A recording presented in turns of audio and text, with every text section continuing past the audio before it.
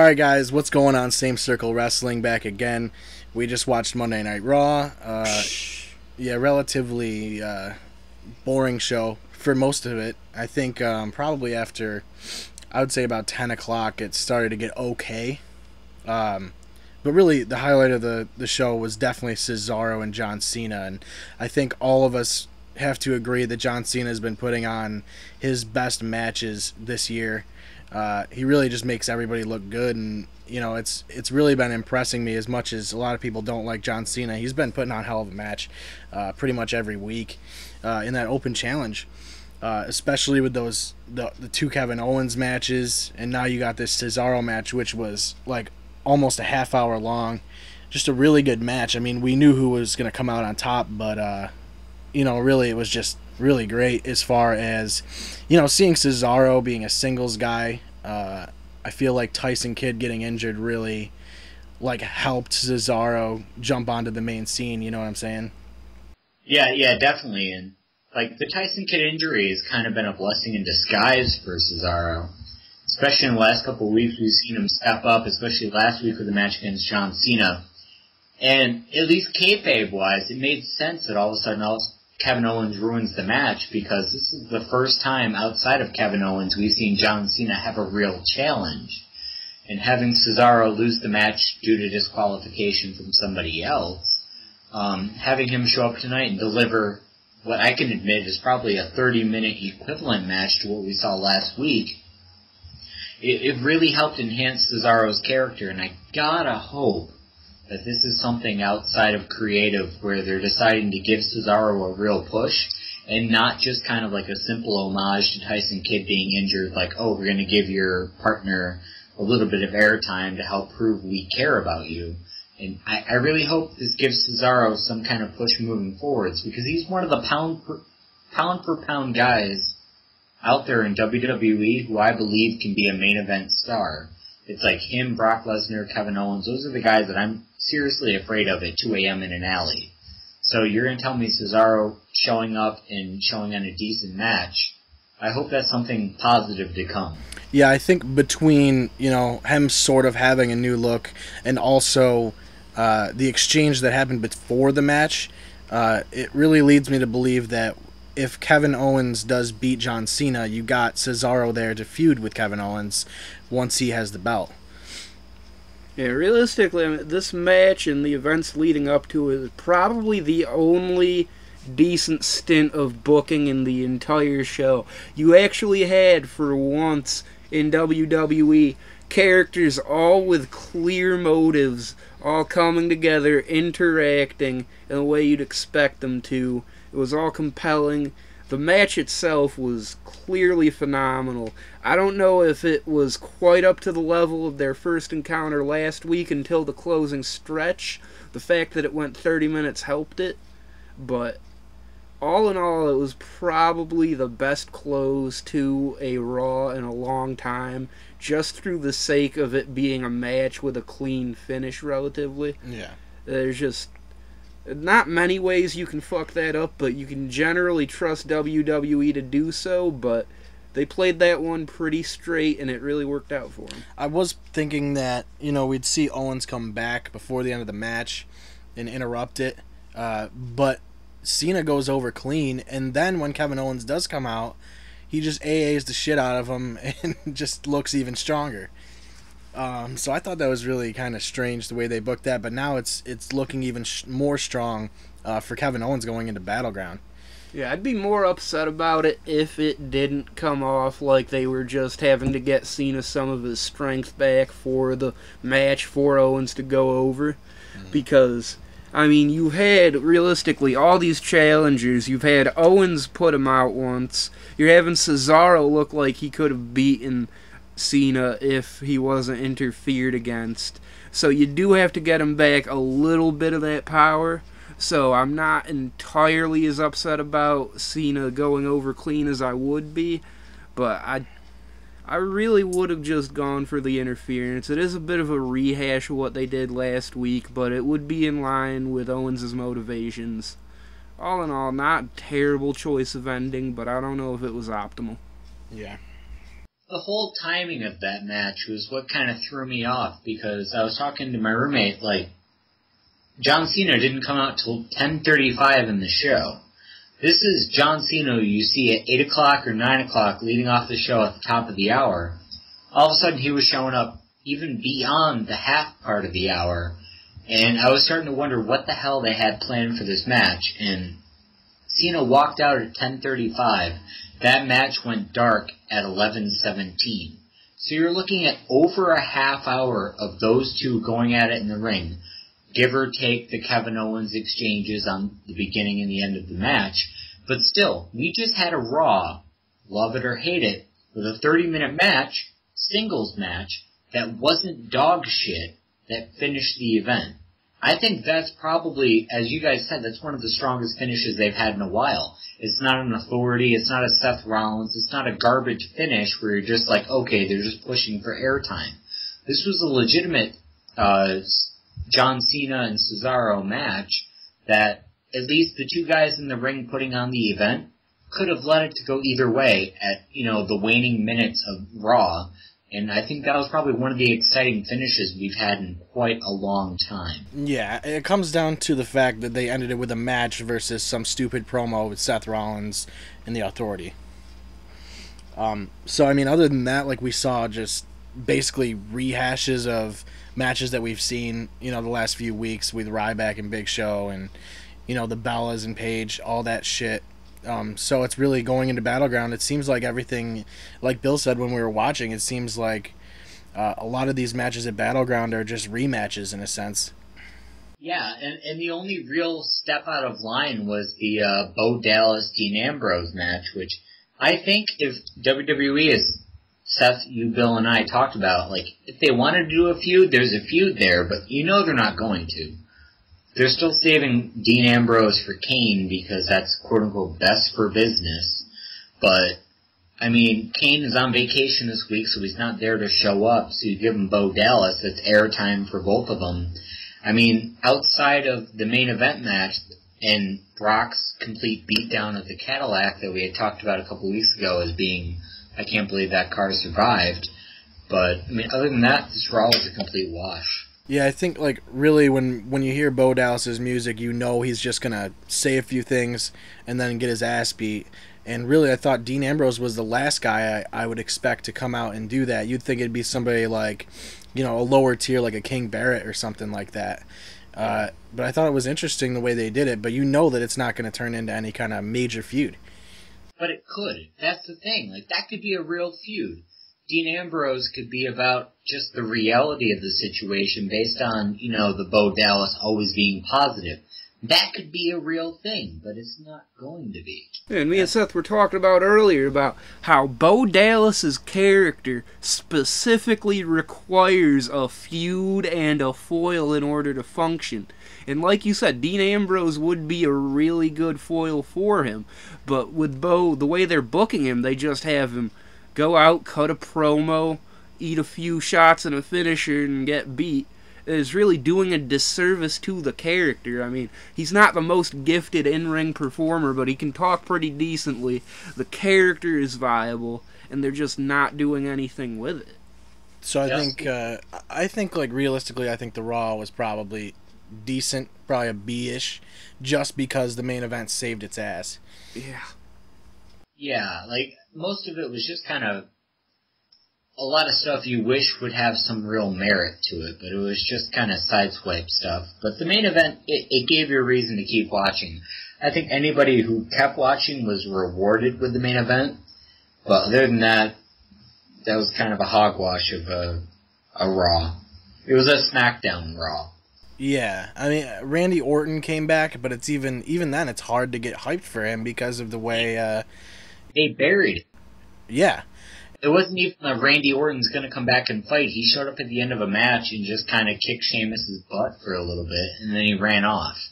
It wasn't like oh God, Randy Orton's going to stand in the ring and demand your attention. He just showed up as a match was already over, beat up somebody for 10 seconds, and ran off. I don't know where you can get that kind of contract. I will sign up immediately if somebody wants me to show up for 10 seconds, pretend to be a badass. But if that's a contract, I'm willing to sign it. And another part of the problem not having that excitement of Randy Orton coming back is he was only gone for like, what, 3 weeks since the last pay-per-view? And I can't even remember what transpired between him and Sheamus at that pay-per-view. It was just so utterly forgettable. They were just like the two big dogs in opposing camps. They never actually fought with each other, but they just barked. And like they're just hoping that you remember that they barked at some point, and that's what they're going to call their feud. Alright, so I mean, I think as far as Raw goes, we've reached a verdict where, you know, it was alright. I'm glad it's over. I'm glad we're doing a podcast, and I'm glad I don't have to think about it anymore. Yeah, I have to give it a strong 5 to a soft 6. I'm going to give it a meh on the scale of yes. So, we actually saw a couple days ago, there was a broadcast from Tokyo called Beast in the East, which was just a live event. And I think really they should do more of these, even if they're not, you know, overseas. But it was broadcast live at 5:30 in the morning on WWE Network, and there were a couple good matches in this. And really, the main attraction was Brock Lesnar, but it was a match against Kofi Kingston, which was essentially just for nothing. Yeah, just a squash match. But we did see Chris Jericho and Neville, which was a very good match to open the show. Oh, that was a 20-minute match of, like, I'm going to admit, I was super hungover waking up to watch that. Because I remember thinking Friday night, because I thought this was going to be a Saturday to Sunday thing. I didn't know it was going to be Friday to Saturday for us. So I might have had too many alcoholic adult beverages the night before. So I woke up and I tried to cram that entire show into like an hour and a half before work. And I gotta say, the two matches I watched full all the way through were Chris Jericho and Neville and Brock and Kofi. And I gotta say, watching Jericho come back from being off TV since pretty much Bray Wyatt, seeing Jericho back on there, it's like he never left. Like, he's a little bit flabbier. He's not quite as built as he was when he was back on TV, you know, week in, week out. But, I mean, against Neville, either they scripted that match really well or they just vibed extremely well. And that was kind of rewarding to watch. And I've said it before on podcasts, it's Jericho, when he does come back, he wants to work with guys that are up-and-comers, and he knows Neville is one of those guys. I think, really, Jericho showed that he still has the in-ring skills that are required to be there. And really, he could be... The thing is, really, having Jericho or The Rock back full-time would be the biggest thing WWE could do. And if they could manage something like that, it would bring so much attention to the WWE, because they can't seem to build any stars.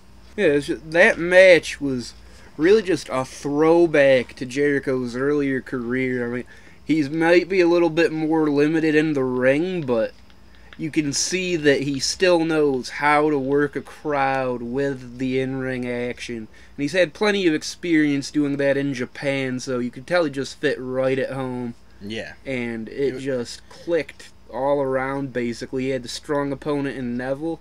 I wasn't exactly feeling him beating Neville clean, but just the sheer attraction of seeing the honest-to-God lion tamer brought back, if only for a night, that really helped soften the blow a bit.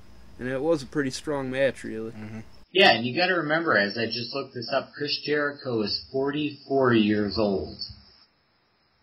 In that ring against Neville, who's like 26, like, Chris Jericho is the same age as R-Truth.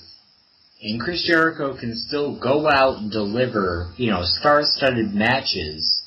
Like, you knew it being the Japan quote-unquote house show, that you weren't going to get A-list Chris Jericho. But he still brought it. He still put his body on the line. It wasn't, you know, steel cage with Bray Wyatt level. But you knew that him and Neville were going to bounce off each other in such a way that all they did was enhance each other. Neither one of them detracted from each other's stars moving forwards. Yeah. And really, it was Jericho's home turf. And not only Jericho's home turf, but also Finn Balor's home turf, who had an awesome match with Kevin Owens. And really, I thought it was really interesting because of the way that he went over so clean. But right now, Finn Balor is the new NXT champion, and it leads us all to believe that Kevin Owens does win the U.S. title at Battleground in 2 weeks. But you also got to think, now Finn Balor just looks so strong because he beats the guy that comes in and beats John Cena in his first main roster event. And now it's like Finn Balor mathematically can just destroy John Cena any day of the week. Yeah, and it's extremely weird to look at how they book Finn Balor for the rest of NXT. Because, as you said, Finn Balor mathematically can defeat John Cena. So that means if Finn Balor can barely beat John Cena based on the Kevin Owens transitive property, that means Tyler Breeze is the same level as John Cena. So now how do you book NXT where you can have Tyler Breeze on that same level as just below Finn Balor, but could pull it off if he had an A-plus match, and Samoa Joe, other than, injuring Tyson Kidd, Samoa Joe can still be that guy who can step in and ruin everything for everyone. This is all of a sudden looking like a hot title hunt in NXT, and I can't wait to see what happens on Wednesdays now.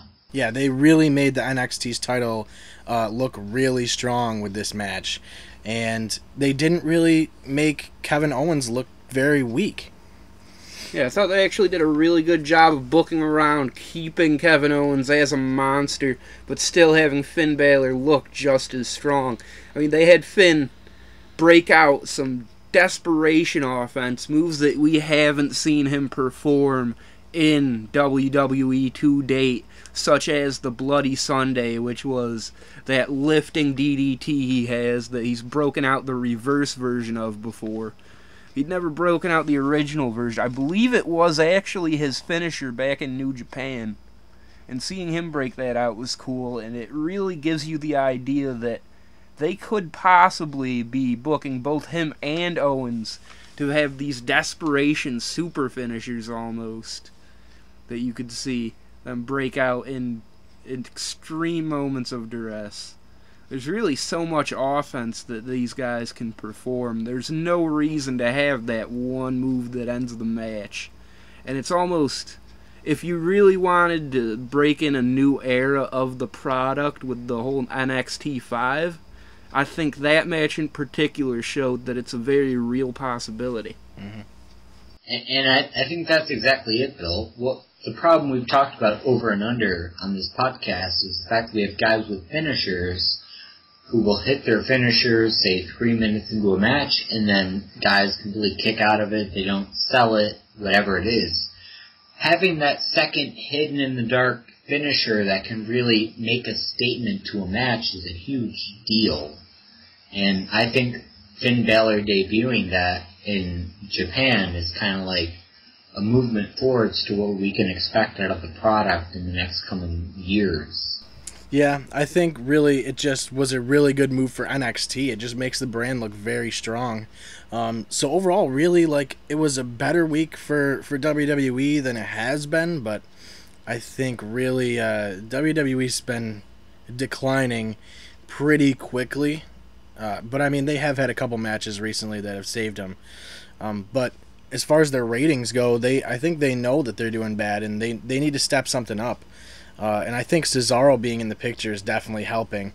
But with that, I think we should skim Impact, because we did see a new TNA Tag Team Champions, and we also saw a TNA Champion in EC3 who defeated Kurt Angle, which was interesting because now you don't have Kurt Angle as the guy who's carrying your brand, especially when it's a dying brand.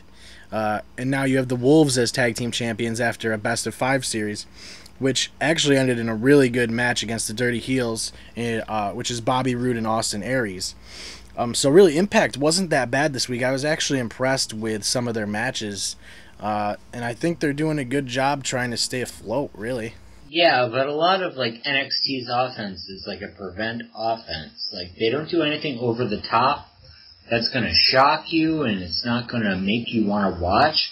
But they do a lot of stuff that you just didn't anticipate the house of the brand being okay with. And I think that's what you see with making EC3 the champ. Like, if you read between the lines, you know Kurt Angle's going to be off TV for a while. And I think it was impossible to have EC3 have his perfect record, go against Angle again for the WWE title, and make it be something other than EC3 winning. So I think outside of that, it was a relatively solid show and episode, but, I mean, the writing was on the wall there. They kind of had to pick their spots in a certain way. You knew Angle wasn't going to retain the championship and then go off TV for 6 months. And you knew the way they were booking EC3, there was a way he was going to have to fill that gap. And I'm excited to see what happens with the new versatile speed champ against Kurt Angle, who definitely has the brawler aspect based on the fact that he's in a much more advanced age. Yeah, and I have to say I'm quite excited that EC3 won, mainly just on the strength of his heel work in TNA. It's almost sort of an old school WWF heel, in that they're so good that you want to like them, but you can't because they're just such dickbags. I guess that's true. I mean, like, the last couple months has been EC3's, like, campaign for presidency, and I think it's pretty cool. I think realistically EC3 is pretty good, but you have Kurt Angle, who's really just there to carry the brand, and at some point you do have to pass the belt. And I think it was the right move for this time, because you got to bring attention to the brand. John Cena's TNA shitty version of himself. Like, EC3 is the shitty version of John Cena. Or no, Kurt Angle is the shitty version of John Cena. Like, it pains me to watch Kurt Angle wrestle on television.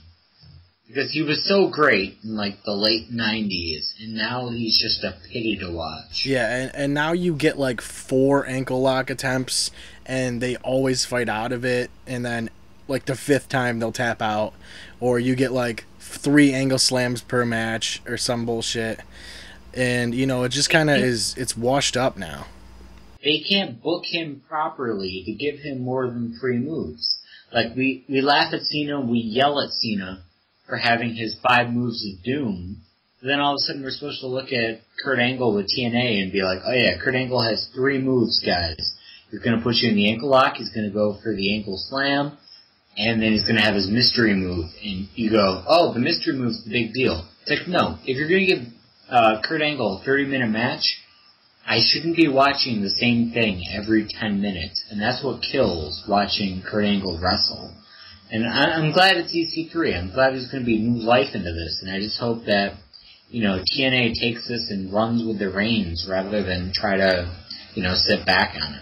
See, I'm not so sure. If you look at it on balance, Angle has the limited amount of ring work he can perform. He doesn't have so many moves, but they do a really good job of working around that. The matches are actually well constructed. There's good psychology in them. It's almost a sort of old school territory booking. If you go back and look at tapes of Jerry Lawler, he wasn't able to do many moves at all, but just the psychology, the pacing of the matches, the story they told were all so impeccable that he was one of the greats. And I'm not saying that current day Angle is anywhere near that level, but they're doing enough with it to at least make it a viable match every time. Right.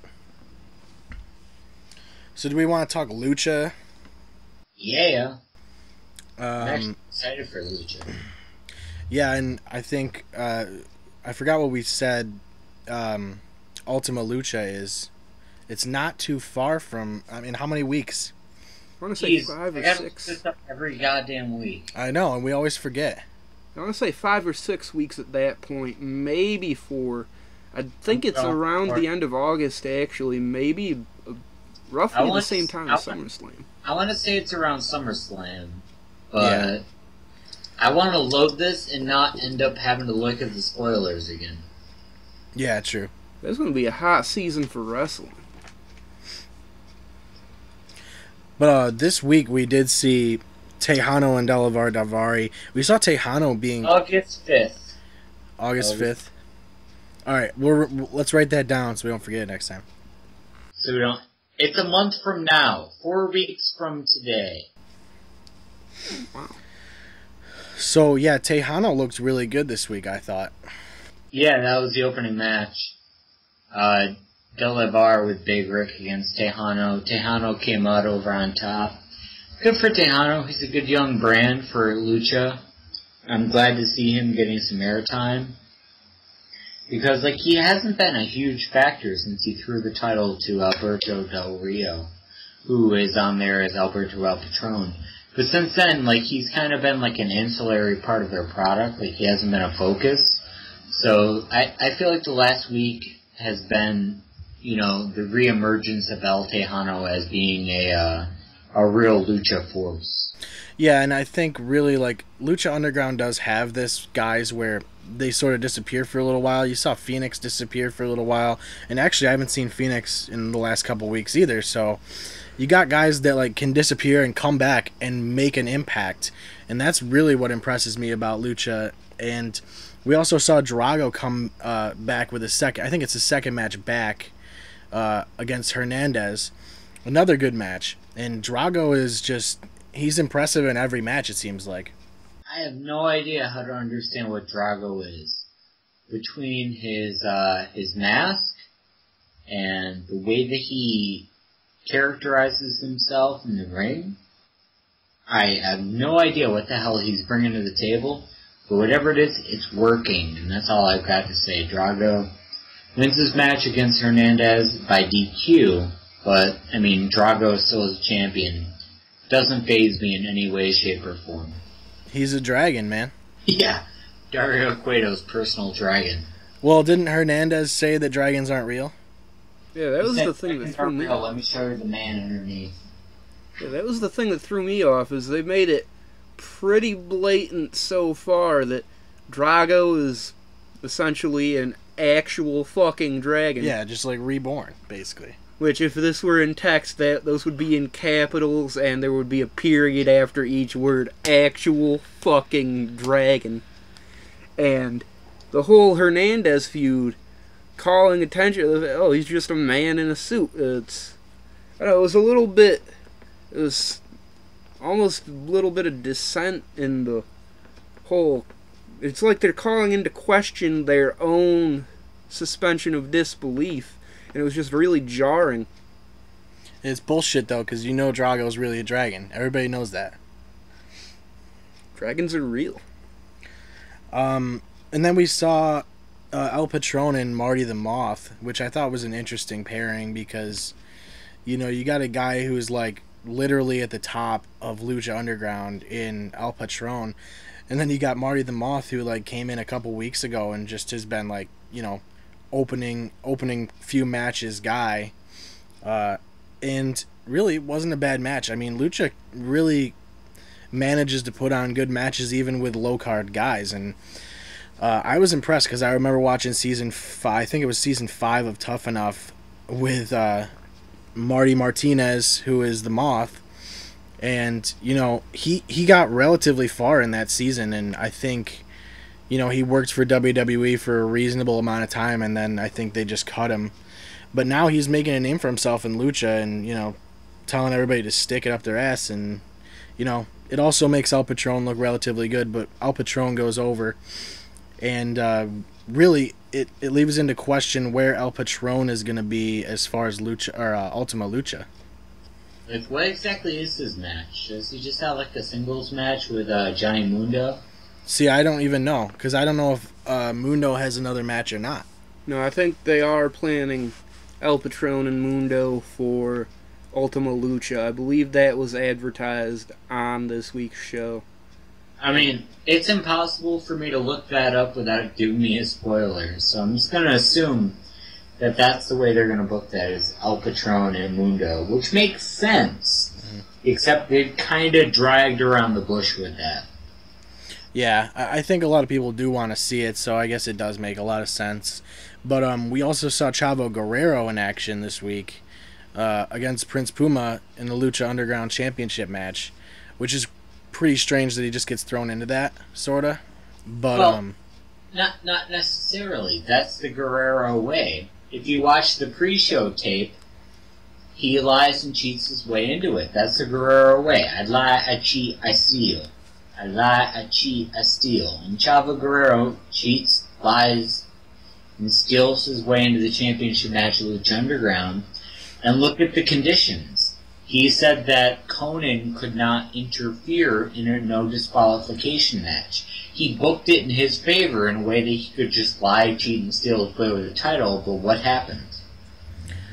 Prince Puma retains. I think really Prince Puma's reign has been relatively long, and I don't know exactly how long, but I feel like he might drop the belt eventually, probably at Ultima Lucha.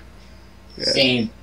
I feel like he loses at Ultima Lucha, but I can't understand the reason why they'd give it to somebody else to carry off the end of the season. I don't know, I have to feel like there has to be... I'm assuming that will be the main point around which all the different storylines convene. So I do think you're going to see a lot going on with a lot of different people. There's really a number of ways they could go with that. They have the whole Mexico versus Chavo storyline that seems to be worming its way into a couple other storylines. You have Conan as the X Factor there. He's never basically put over to be trustworthy at all. I mean, you've got Mil Muertes, who's basically a force of nature at this point. And all these threads appear to be converging at once, and you have to assume that it's going to revolve around something like that. The whole background mythology, like the Aztec gold, all the fucking the blue demon, whatever he represents in there. Blue? And demons. Yeah. They have to think that there's going to be a lot going on, maybe a little bit overbooked, which I feel like Lucha Underground in particular can get away with overbooking a finish or a match, having a lot of run-ins and everything, just because of the way they've been building up to Ultima Lucha. Yeah, like, I'm a little bit... I mean, based on the fact that it's filmed so far in advance, I'm a little bit reserved on what we're going to see. Probably going to see, 90 minutes of real good wrestling, but, there's still a couple weeks between here and there. I'm surprised in how they tighten up their stories before then. And that whole Tejano thing about, oh, Chavo, you're worried about Mexico invading. Well, guess what? Mexico is already here. That sent a lot of shocks through at least my part of it, but especially because Tejano was billed as an American. So I'm kind of confused how they meant that, but yeah, it's interesting to see how they tighten all this stuff up before Ultima Lucha. Yeah, I think really what we do need to see in the next couple weeks is the trios titles coming back to be relatively prominent, because I'm sure they're going to have a trios championship match at Ultima Lucha, and we haven't seen the trios championships defended in the last few weeks. Yeah, we had to wait for Evilise to heal, even though their titles have been defended like 7 times by just Son of Havoc and Helico. You got to assume, based on that they're going to drop it at some point at Ultima Lucha. But, I mean, we'll still see. I'm still waiting for them to be a legitimate trios contender based on the fact that all 3 of them being competitors, but we'll see how that plays out. Yeah. I can't wait for Ultima Lucha. I think it's going to be really cool. And I'm really interested to see, like we've said, the way that everything, leads up to it and the way they build it. Because it is the first ever, and Lucha Underground has just been great so far, so it's really hard to beat it, especially when WWE is doing as poorly as it is. But with that, we'll see you next week most likely. I'm gonna try once again to get Jesse and Gary to show up. If only for the sake of filling out the bingo card. Yeah, we do need to fill out that bingo card, so... We need new excuses out of Gary to fill out that card. We have a couple repeats, I saw that. Yeah, well, I figure, it's going to happen more than once, so... We do have a bingo card for the excuses for people who don't show up. So... Pick it up at our merch shop at samecirclepodcast at bandcamp.com. Pick up our new Gary Carpenter bingo shirt. It has all the reasons why Gary refuses to be on this podcast, yet he still assumes the fact that he's part of this group. And that's really assaulting, because I've been on this show for probably the last, 4 months straight? Yeah. Same with you guys, Seth and Bill. And we've had nobody new on the show since then. Yeah, I mean, we're inaugural members, but you're the only one that's committed as much as we are.